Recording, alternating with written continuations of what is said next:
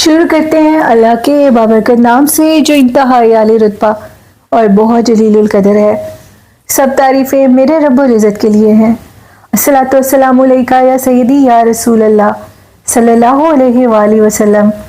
Scary Urdu tells کے معزز ناظرین کو السلام علیکم۔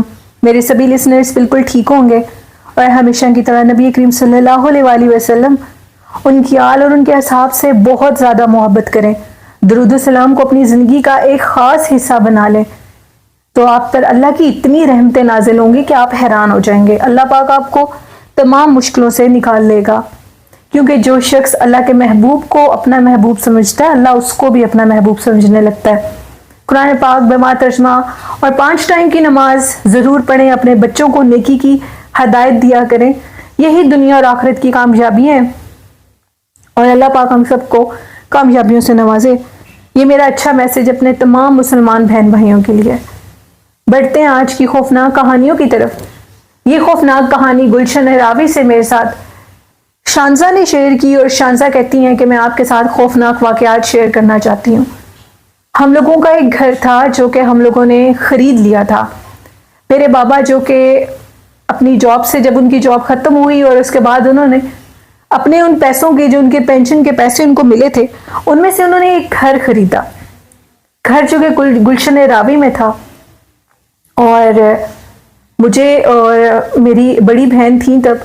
اس گھر میں جانے کے بعد اللہ نے ہمیں 2 بھائی بھی دیے۔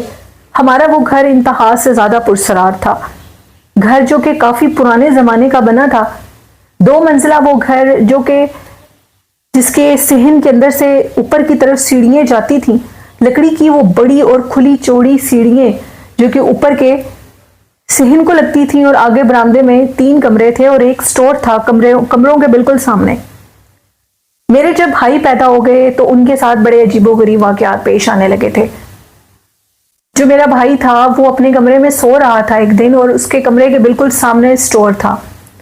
تو میرے بھائی کا کہنا ہے کہ اچانک سے کسی نے ایک دروازہ کھولا کمرے کا، اور وہ کیا دیکھتا ہے کہ سٹور کے اندر سے، جو کہ صحن کے بالکل دوسری سائڈ پہ تھا، دروازہ کھلا ہے، اور صحن کے سامنے جو سٹور ہے وہاں سے 3 خواتین کمرے سے اس سٹور سے باہر آ رہی ہیں، جن کے چہرے پیلے زرد ہیں۔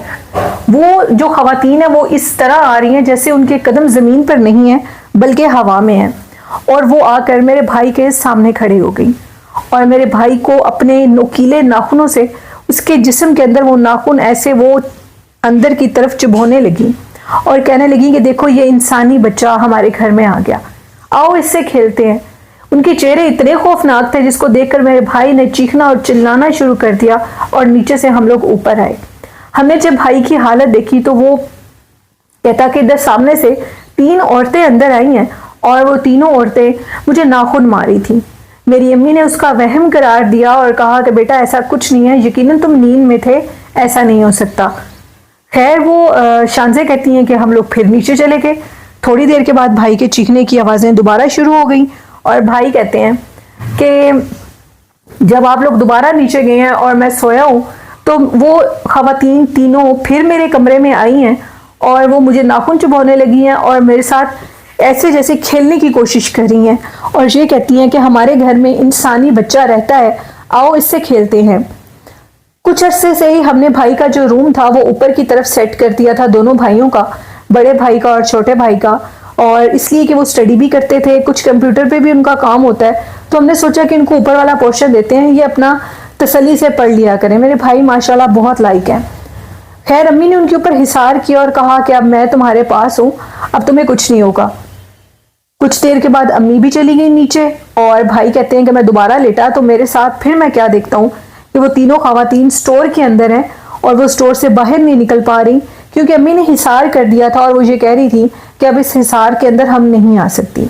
اور اس کے بعد بھائیوں کا کمرہ ہم نے بدل دیا، اور ابو نے کہا کہ ان کو اوپر سلانا بالکل بھی ٹھیک نہیں ہے، ان کو اب اوپر نہیں سونے دینا۔ ان کی روم بھی نیچے شفٹ ہو گئے۔ گھر ہم لوگوں کا 15 مرلے کا وہ گھر ہے، اور روم نیچے سیٹ ہو گئے۔ نیچے بھی 4 روم تھے، اور ادھر ہی ان دونوں بھائیوں کو ہم نے اب رہنے کے لیے کہا۔ اوپر والے پورشن ہم نے بالکل بند کر دیے۔ خیر اب معاملہ کچھ اس طرح ہوا کہ کچھ عرصے کے بعد میرے ساتھ یوں ہونے لگتا تھا کہ میں سو رہی ہوتی تھی اور مجھے اپنے پیروں والی سائڈ پر کچھ محسوس ہوتا تھا۔ ایک دن میں نے دیکھا تو میں کیا دیکھتی ہوں کہ ایک عورت جو کہ سر پہ سکارف باندھے بیٹھی ہے اور کچھ پڑھ رہی ہے۔ اس عورت نے مجھے نہیں دیکھا لیکن میں نے اسے دیکھ لیا۔ جیسے ہی میں نے اسے دیکھا تو میں نے اپنے منہ کے اوپر بلینکٹ کر لیا اور میں کانپنے لگی۔ رات تو بڑی مشکل سے گزری۔ خیر اس کے بعد وہ کہتے ہیں کہ ہم لوگ صبح میں اٹھی اور میں نے اپنی امی کو بات بتائی کہ اب میرے ساتھ یہ واقعہ پیش آنے لگا ہے، میں کسی عورت کو دیکھتی ہوں اور جو وہ عورت ہے وہ میرے پیروں کی طرف بیٹھی کچھ پڑھ رہی ہوتی ہے، جس پہ میری امی نے مجھے بتایا کہ تم بالکل ٹھیک کہہ رہی ہو۔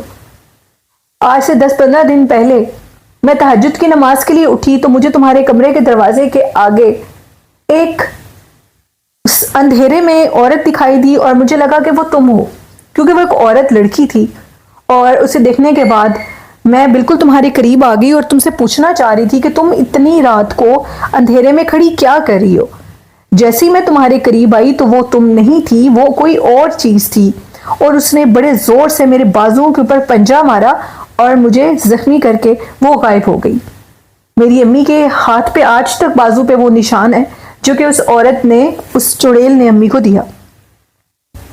یہ واقعات تو اب تسلسل سے ہو رہے تھے اور اب زیادہ شروع ہو گئے تھے۔ ابو نے کہا کہ بہتر ہے کہ اس گھر کو ہم لوگ چھوڑ دیں، ہم اس کو سیل آؤٹ نہیں کریں گے، یہ میری محنت کی کمائی کا پہلا گھر ہے اور اس کو میں کبھی بیچنا نہیں چاہوں گا، ہم اس کو بند کر دیتے ہیں۔ خیر گھر ہم نے بند کر دیا اور ہمارے جو نیکسٹ اسٹریٹ میں ہم نے گلشن راوی میں ایک اور گھر لے لیا۔ ہمارے محلے میں کسی کی شادی تھی اور ان کو مہمانوں کے لیے گھر چاہیے تھا۔ ہم لوگ سو رہے تھے اور آدھی رات کو ہمارے دروازے پہ دستک ہوئی اور ابو نے جیسے ہی جا کر دروازہ کھولا تو محلے کے کچھ لوگ تھے اور وہ ہمیں یہ کہہ رہے تھے کہ ہمارے کچھ ارجنٹ مہمان آئے ہیں اور ہمیں آپ کا وہ جو بند گھر پڑا ہے وہ چاہیے کچھ دن کے لیے۔ تو ابو نے کہا کہ ٹھیک ہے تم لوگ وہ گھر لے سکتے ہو، کوئی حرج نہیں ہے۔ انہوں نے ابو سے گھر کی چابیاں لی۔ ہمارے گھر میں فرنیچر سارا سب کچھ ویسے کا ویسا ہی تھا، کیونکہ ہم نے گھر سیل کبھی نہیں کرنا تھا اور اسے ہم نے رکھ دیا تھا یہ سوچ کے کہ شاید ہم اس گھر کو بند کر دیں اور اس گھر کو کچھ عرصے کے لیے چھوڑ دیں تو کچھ معاملات ٹھیک ہو جائیں۔ یعنی کہ 3 سال کے بعد اس گھر میں دوبارہ کسی نے رہنے کے لیے جانا تھا، وہ بھی شادی کے سلسلے میں، اور انہوں نے گھر کی چابیاں وغیرہ لی اور میرے ابو نے ان کو صرف ایک بات کہی تھی، وہ یہ تھی ایک تو گھر کے اوپر والے جو کمرے ہیں ادھر کسی کو رہنے کے لیے نہیں بھیجنا، اور دوسرا اپنے سارے دروازے وغیرہ لاک کر لینا۔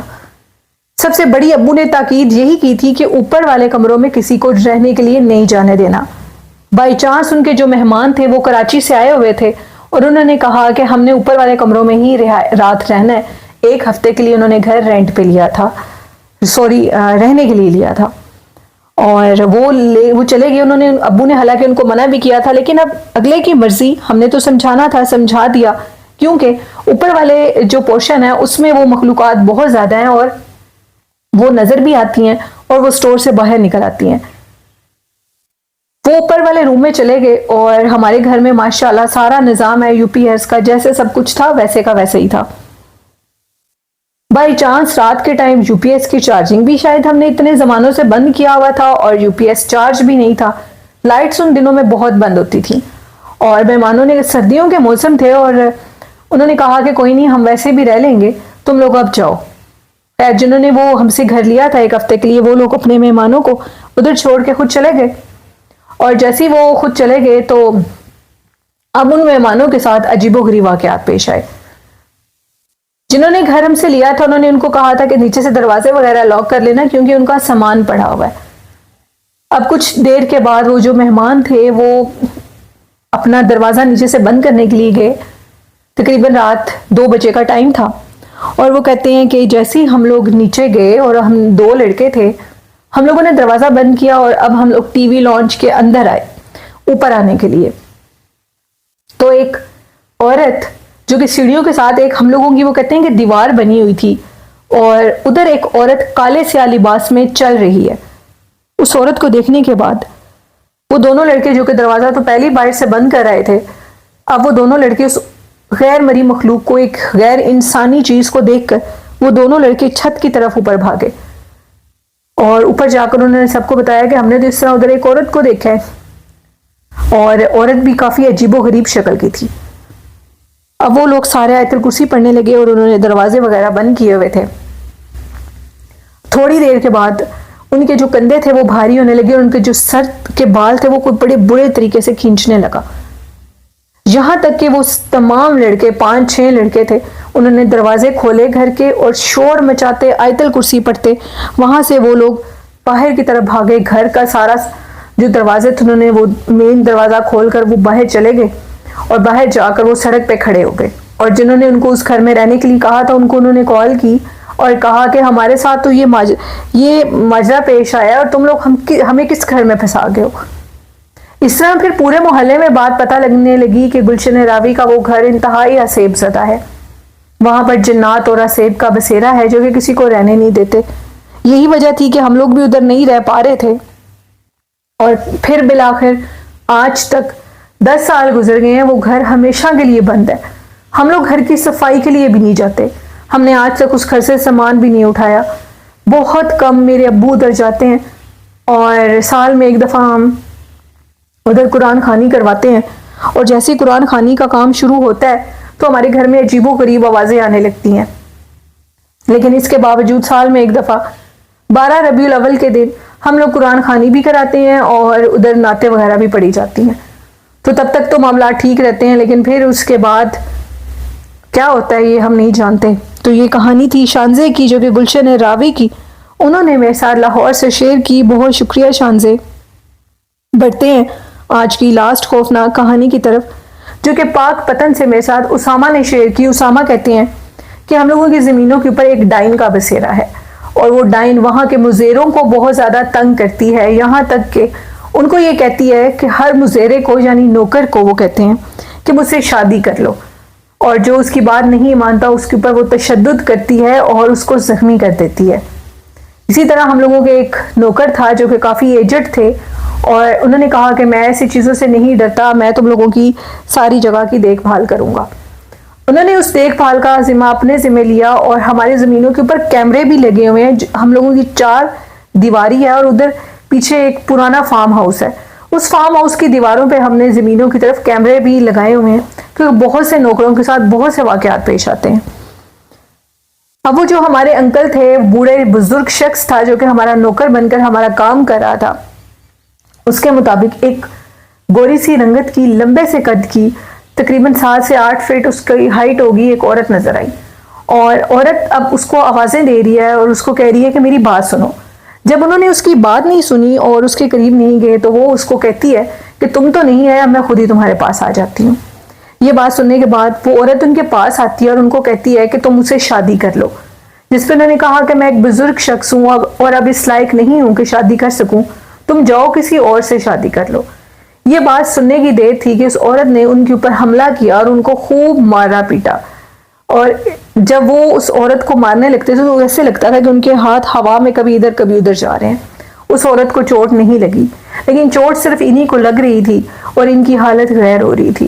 وہ سارا ماجرا ہمارے کیمرے کے اندر عکس بند ہے، لیکن جو چیز ان کو مار رہی تھی وہ نظر نہیں آئی، بلکہ ان کو کوئی چیز مار رہی ہے ہوائی طور پر وہ بھی نظر نہیں آ رہی، لیکن یہ جس کو مارے ہیں ان کے ہاتھوں کے جو حرکت ہے وہ نظر آ رہی ہے، اور ایسے لگ رہا ہے کہ یہ بہت زیادہ تکلیف میں ہے۔ خیر اس کے بعد وہ کہتے ہیں کہ ان کی حالت خراب تھی اور وہ آدھی رات کو گھر آئے اور انہوں نے کہا کہ ایسے ایسے میرے ساتھ ہوا ہے۔ ہم نے کیمرے میں جب دیکھا تو ہمیں ایک کالا سیاہ خوفناک سایہ نظر آیا، اس کے ہاتھوں کی شیپ میں سفید لمبے لمبے ناخن تھے۔ وہ سارا ماجرا دیکھنے کے بعد ہم لوگ بہت ڈر گئے، اور پھر اس کے بعد ہم نے اپنی زمینوں پر کسی کو بلایا اور ان کو چیک کروایا۔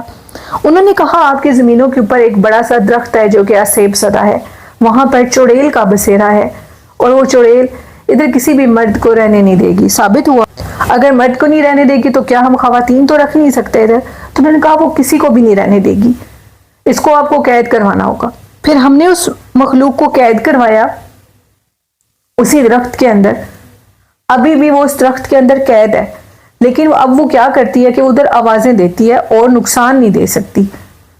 اور ہم نے نوکروں کو سختی سے منع کیا کہ اگر تم لوگوں کو ایسی کوئی آواز آئے اور تم لوگوں نے اس آواز پہ بالکل جواب نہیں دینا، اور آوازیں آتی ہیں رات کے ٹائم وہ باقاعدہ طور پر ان کو آوازیں دیتی ہے، اپنی طرف بلاتی ہے، اور ان کو ہم کلام ہوتی ہے. وہ کیا مخلوق ہے, وہ شادی کرنا چاہتی ہے, جو بھی اس کا مقصد ہے, یا تنگ کرنا چاہتی ہے, یہ تو نہیں ہمیں پتا, لیکن آوازیں آج بھی آتی ہیں ہماری زمینوں میں, درختوں میں سے, ان درختوں میں جس میں اس کو قید کر دیا گیا. اب وہ ان اللہ والوں نے کہا تھا کہ اس درخت سے کبھی نکل نہیں سکتی, چاہے جو مرضی کر لے, یہ یہاں سے نکل نہیں سکتی. بس تم لوگ ایک چیز کا خیال رکھو کہ اس کی آواز پر متوجہ مت ہو. تو یہ کہانی تھی جو کہ پاک پتن سے اسامہ نے شیئر کی. بہت شکریہ اسامہ. یہ تھی آج کی خوفناک کہانیاں. آپ لوگوں کو کیسی لگی اپنا فیڈ بیک ضرور دیجیے گا, اور آپ بھی اپنی خوفناک کہانیاں اسکرین کے اوپر لکھے ای میل ایڈریس پہ شیئر کر سکتے ہیں. اور والدین جیسی خوبصورت نعمت کی قدر کریں, ان سے محبت اور پیار کریں. اور اسی کے ساتھ اپنی ہوسٹ نیلم کو اجازت دیجیے. اپنا اور اپنے والدین کا خیال رکھیے گا. مجھے اور میرے والدین کو اپنی ڈھیروں دعاؤں میں یاد رکھیے گا. اللہ پاک آپ سب کا حامی و ناصر ہو. اللہ حافظ. اللہ نگہبان.